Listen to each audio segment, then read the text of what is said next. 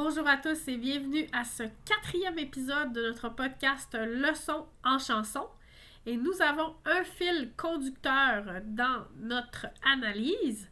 Nous avons commencé avec la chanson de France d'Amour, Je n'irai pas ailleurs. Nous avons ensuite enchaîné avec la chanson Ailleurs de Marjo. Notre 3e épisode portait sur la chanson Ailleurs de Mario Pelcha. Et nous avons dans ce 4e épisode la chanson J'irai où tu iras de Jean-Jacques Goldman et Céline Dion. Donc nous restons dans le thème de voyager, rester ici, partir, rêver. Et tout au long de l'été, nous aurons des chansons qui seront inspirées du voyage et du rêve. Donc c'est un thème estival pour notre saison estivale. Avant de commencer, je voulais revenir sur l'épisode numéro 2. Nous avions la chanson Ailleurs de Marjo. Et je voulais simplement vous dire que la version que nous avons analysée était sur l'album de 1991 Tant qu'il y aura des enfants. Et il existe aussi une version de 2009, je crois, avec Éric Lapointe sur l'album Marjo et ses hommes, volume 1. Alors, les deux sont en lien de la description si vous voulez les écouter. Voilà. Donc, pour écouter le podcast et faire l'étude, je vous recommande d'abord d'écouter la chanson J'irai où tu iras au moins 2 fois. Vous pouvez essayer de l'écouter seulement. Vous pouvez ensuite essayer d'écrire les paroles. Qu'est-ce que j'entends? Je tente d'écrire ce que j'entends. Et ou vous pouvez lire et imprimer les paroles. Alors, j'ai décidé de vous mettre les paroles en description. Pourquoi? Parce que vous pouvez à la fois écouter la vidéo, regarder la vidéo et lire les paroles en même temps. Vous pouvez dérouler. Donc, c'est plus simple. Mais vous pouvez aussi faire imprimer les paroles et prendre des notes dessus. Ça fonctionne aussi. Pourquoi je choisis d'enseigner le français à travers les chansons? D'abord parce que lorsqu'on a la musique, ça peut aider à mémoriser. D'abord, dans les chansons, on peut les écouter plusieurs fois, donc il y a de la répétition. Et même souvent, à l'intérieur d'une chanson, on a le refrain qui se répète et on a souvent des répétitions dans la chanson. Donc, ça permet d'assimiler des structures, ça permet d'assimiler du vocabulaire, ça permet de voir différentes prononciations, différentes tournures de phrases. Et aussi la langue, c'est aussi esthétique que pratique. La langue, ce n'est pas seulement quelque chose qui est utile. Ce n'est pas quelque chose qui est uniquement fonctionnel. C'est quelque chose qui est beau. La langue, c'est une œuvre d'art. On peut l'utiliser pour créer de l'art. Donc, toucher, émouvoir, créer quelque chose de beau. Alors, c'est cet aspect que je veux partager avec vous, l'aspect esthétique autant que l'aspect pratique. Voilà pour notre introduction. Parlons maintenant un peu de la chanson que nous allons analyser aujourd'hui. Une chanson qui a été écrite par Jean-Jacques Goldman. Alors Goldman, nous en avons parlé déjà dans notre premier podcast. On savait que la chanson Ailleurs de Je n'irai pas ailleurs de France d'Amour figurait sur son album éponyme qui a été créé et pensé par Jean-Jacques Goldman et son équipe pour la France. Alors ici, c'était Jean-Jacques Goldman qui avait écrit en 1995 un album pour Céline Dion. Alors Jean-Jacques Goldman, ce n'est pas un Québécois, c'est un Français. Et donc, il a écrit un des, à mon avis, meilleurs albums de Céline Dion, un album en français sur lequel figurent plusieurs chansons connues, comme par exemple Pour que tu m'aimes encore, Je sais pas ou Destin, des chansons qui sont toujours très appréciées du public. Donc, je ne vous ferai pas l'historique et la biographie et la discographie de Céline Dion parce que ce serait très long. Mais vous savez que Céline Dion n'a plus besoin de présentation. Hein? Mais cet album 2, D''EUX, hein, est sûrement l'un de ses plus importants en carrière. Alors, la chanson, c'est une chanson énergique. Hein? On avait Je n'irai pas ailleurs de France d'amour qui était quand même assez rythmée. On a eu 2 ballades ensuite, Ailleurs et Ailleurs. Et là, nous avons une chanson qui est très énergique, très entraînante et très dynamique. Donc, c'est un duo. Hein? Donc, ici, on va voir que la chanson va être un dialogue hein, entre 2 personnes. Donc, c'est intéressant aussi pour le point de vue que l'on adopte dans ce texte. Jean-Jacques Goldman n'est pas reconnu pour être un grand chanteur, mais c'est un grand auteur. Alors, vous allez voir que cette chanson est une chanson plus substantielle, plus dense, plus riche hein, que la chanson précédente qui était plus facile. J'ai dit que c'était une chanson bonbon, une toune bonbon, donc une toune qui était facile à comprendre. Celle-ci n'est pas difficile à comprendre, mais l'écriture est plus poétique. Hein? L'écriture est plus complexe quand même un peu. Donc, n'hésitez pas à faire des pauses. Hein? J'ai décidé de faire un seul enregistrement pour le podcast YouTube. Donc, sur YouTube, vous allez avoir un seul segment avec toute l'analyse de la chanson, la présentation, le résumé et les questions. Et si vous voulez me suivre aussi sur TikTok, vous allez avoir des extraits et d'autres petits extras qui ne seront pas sur la chaîne YouTube. Donc, vous pouvez me suivre sur TikTok au même nom, Leçon en chanson. D'accord, alors, c'est Céline Dion qui commence à chanter dans la chanson, mais avant d'y arriver, on va commencer avec notre titre, hein, J'irai. Alors, j'ai de la suite dans les idées. Donc, nous avons le verbe aller au futur et nous avons le pronom relatif où, hein, que nous avons déjà vu dans les autres chansons aussi. Hein? J'irai là où le temps a le temps. Ça, c'était dans la chanson de Mario Pelchat. Dans la chanson de Marjo, on disait « Amène-moi là où ça meurt le jour ». Ici, on dit « J'irai où tu iras ». Hein? Alors ici, on a la conjugaison du verbe aller au futur. C'est merveilleux. Nous avons « J'irai » et nous avons « Tu iras ». Hein? Alors, « Tu iras », on ne prononce pas le S, évidemment, qui est muet à la deuxième personne du singulier.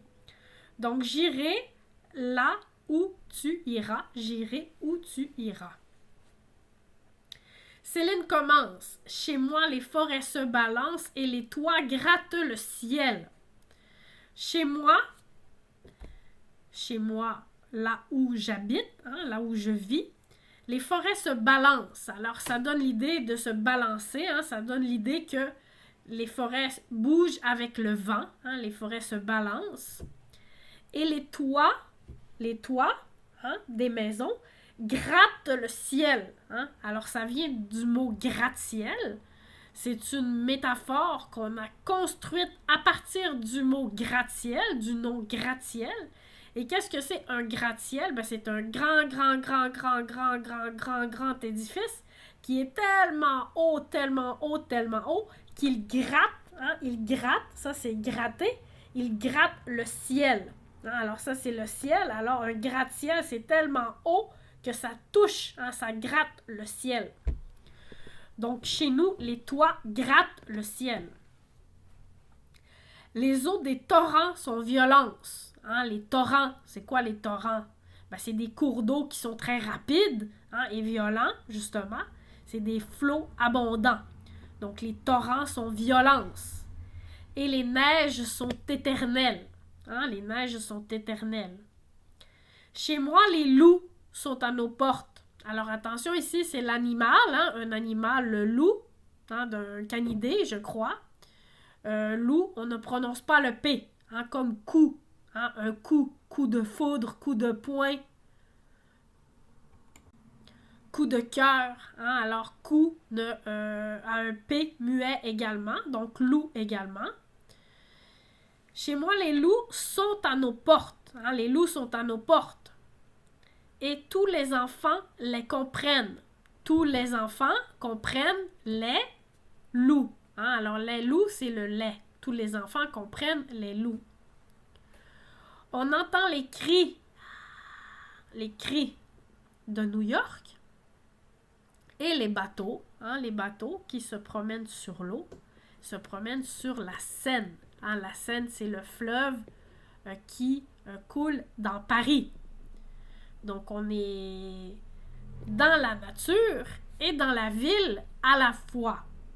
Hein? Ça donne quoi comme impression? Qu'on habite la terre entière. Hein? On habite la nature, on habite la ville. Hein? Chez moi, c'est la planète. Chez moi, c'est le monde. Hein? Alors, j'habite dans le monde. Ça donne déjà l'impression que la terre est toute petite, qu'on la tient dans notre main. Alors, c'est Céline qui commence, elle chante ça.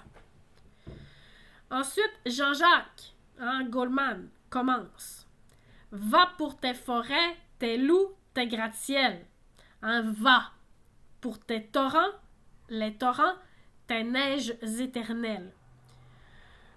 Va, ça veut dire quoi va? Hein? C'est pas dans le sens de aller. Hein? C'est pas dans le sens du verbe aller. C'est dans le sens de d'accord. C'est dans le sens de ça va, j'accepte. J'accepte tes forêts. Hein? J'accepte tes loups. J'accepte tes gratte-ciels. Alors ici, on utilise le mot gratte-ciel. J'accepte tes torrents, tes neiges éternelles. Alors ici, on a une figure de style, un procédé littéraire qu'on pourrait appeler une énumération. Hein? C'est une énumération qui crée un effet d'accumulation. Hein? Alors, tes forêts, tes loups, tes gratte-ciels, tes torrents, tes neiges éternelles. J'accepte, j'accueille, j'embrasse tout ça. J'habite où tes yeux brillent. Hein? J'habite où tes yeux brillent. C'est une belle métaphore aussi, une belle image. J'habite, je demeure là où tu es heureuse. Hein? Si tu es heureuse, si tu es contente, tes yeux brillent. Hein? Tes yeux sont brillants. Donc, j'habite à l'endroit où tu es heureuse. Je veux être avec toi là où tu es heureuse. Où ton sang coule. Hein? Le sang coule, c'est l'image de la vie. Hein? L'image de la vie qui coule, comme la rivière, hein? Comme la sève dans les arbres. Hein? Alors ton sang coule. Où des bras me serrent, hein? Me serrer, hein? Me prendre dans les bras. On est déjà rendu au refrain. Alors le refrain, j'irai où tu iras. Mon pays sera toi. Hein? Peu importe où nous serons, hein, j'habiterai avec toi. Mon pays, c'est toi. Mon pays, c'est toi. C'est magnifique. J'irai où tu iras, qu'importe la place, hein, peu importe, comme on avait dans l'autre chanson, peu importe où j'irai, j'aurai sur le cœur ta chaleur. C'était dans la chanson de Mario Pelcha. Hein, alors, au lieu de dire peu importe la place, ici on dit qu'importe la place. Qu'importe l'endroit, hein, la place, l'endroit, le lieu. Ce n'est pas important. Moi, je veux être avec toi. Hein, c'est un vœu de fidélité. Hein, un vœu de fidélité. Nous sommes rendus au 3e couplet. Céline continue. Je veux des cocotiers, des plages et des palmiers sous le vent. Hein, encore une énumération. Hein. Je veux des cocotiers. Hein. C'est quoi les cocotiers? C'est l'arbre qui donne le coco, hein, la noix de coco. Des plages, hein, des plages de sable fin, de sable blanc. Hein. Des palmiers, hein, c'est l'arbre qui pousse dans les pays chauds. Hein, nous n'avons pas de palmiers au Québec, malheureusement. Des palmiers sous le vent. Le feu du soleil, hein, c'est très beau aussi, c'est une image. Le feu du soleil au visage. Et le bleu des océans. Donc, je veux tout ça. Donc, j'énumère tout ce que je veux. Je veux des cocotiers, des plages et des palmiers sous le vent, le feu du soleil au visage et le bleu des océans. Je veux tout ça. Je veux plus encore. Hein, c'est une longue énumération des chameaux. Hein, le chameau, c'est l'animal qui a deux bosses. Hein, à ne pas confondre avec le dromadaire, comme ils disent dans Astérix. Des mirages. Hein, un mirage, c'est quand je vois l'eau dans le désert et non, ce n'est pas vrai, j'ai halluciné, hein, c'est des hallucinations, des mirages. Et des déserts envoûtants, envoûté, hein, le verbe envoûter, c'est un beau mot. Alors ici, on a l'adjectif envoûtant, hein, ça veut dire qu'il exerce un attrait irrésistible, une domination, hein, sur moi. Je suis envoûté, je suis hypnotisé. Je veux des caravanes et des voyages comme sur les dépliants, hein, comme sur les dépliants, comme sur les feuilles, hein, qu'on plie, et les feuilles qui présentent les voyages. Hein, on peut lire dans les dépliants, hein, des informations sur les voyages et on regarde des photos de la Floride ou des photos de Cuba ou de la République dominicaine. Hein, alors je veux regarder ce qu'il y a dans la réalité. Il accepte encore, va pour tes cocotiers, tes rivages. Hein, alors tes rivages, c'est la rive. Alors la rive, c'est le bord de l'eau. Hein, alors ça rime, plage, visage, mirage, voyage, rivage. Hein. Va pour tes lagons tout bleus balançants. Hein, tes lagons qui balancent.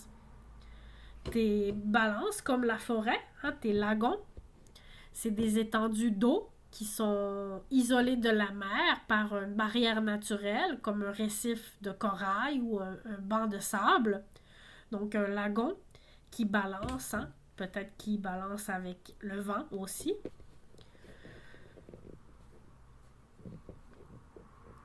J'habite où l'amour est un village. J'habite où l'amour est un village. C'est magnifique aussi, c'est une belle image ici.